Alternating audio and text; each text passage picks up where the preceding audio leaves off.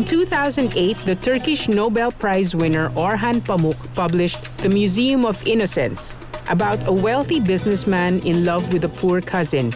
He collects objects that remind him of her and finally converts her house into a museum of their relationship.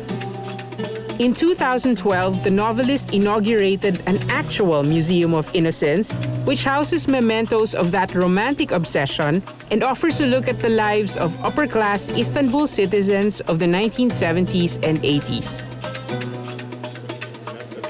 So it's more like modern archaeology. Yeah.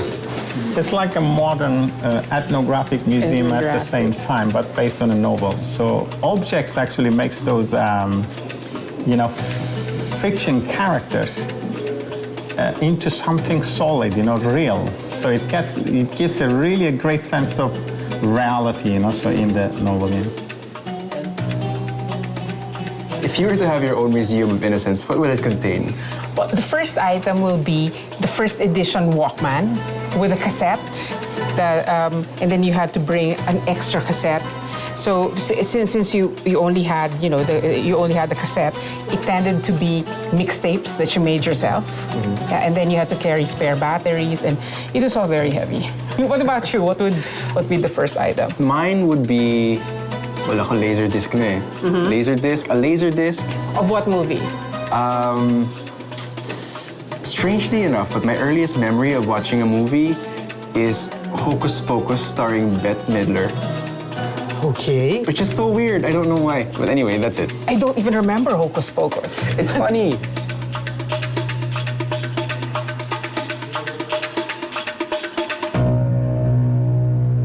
While Jessica was at the museum, I went out to see some nightlife.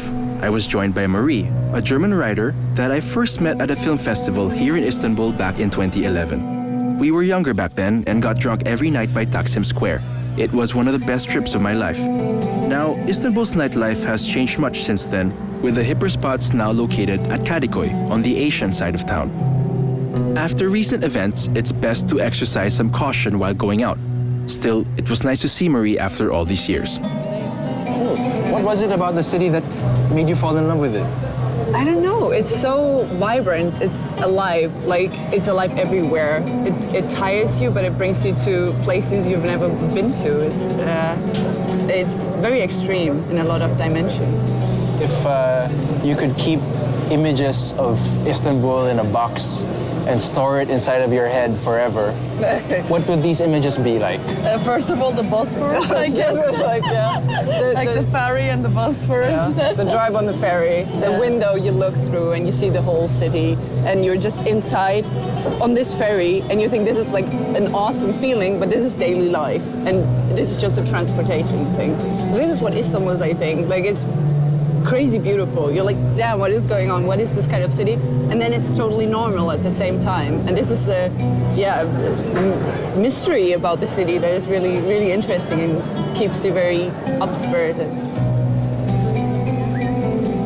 Our stay in Istanbul has come to an end, and we found ourselves back where we started, on the beautiful Bosphorus Strait. On a ferry that connects east and west, Jessica and I reconnected and exchanged thoughts on our journey. After 3 days in Istanbul, I feel like, although we've seen a lot and done a lot, we've only scratched the surface. Well, the question I always ask myself is, could I live here? Whenever I travel, I go to a place, could I live here? And for this place, the language will be a barrier because I hear it's really hard to learn. But then, I always worry when I travel about my cats, and there are cat substitutes on every street, literally. And the food's good. They have no worry about blood sugar, obviously, from the wide range of desserts. I think I could manage it here. Yeah, me too. What about you? I feel like Turkey is a way of life that I could get into. They're really emotional. Very laid back. Very laid back. They have a sense of history, an urgency to preserve their history, and they're secular. Yes. That's something that I wish that they maintain.